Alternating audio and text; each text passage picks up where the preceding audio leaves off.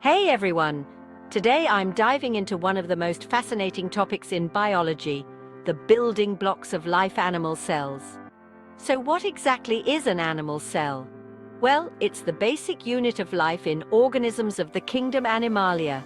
They're like tiny factories buzzing with activity, each part with its own unique function. First off, let's talk about the cell membrane. Imagine it as a city border that controls who gets in and who stays out, keeping the cell's contents safe and only letting in substances the cell needs. Inside this bustling city, we have the nucleus, the command center.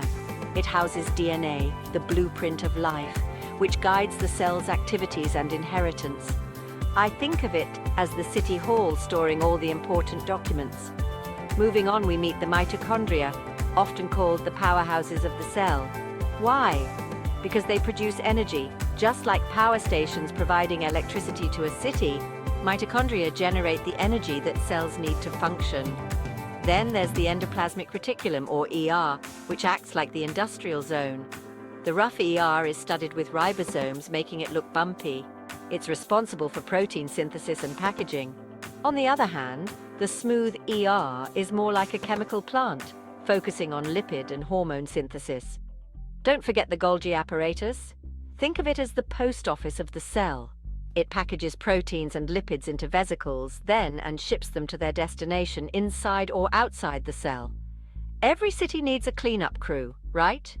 In animal cells, that's the role of lysosomes. They break down waste materials and cellular debris, keeping the cell neat and tidy. And there you have it, a quick tour of an animal cell and its essential components.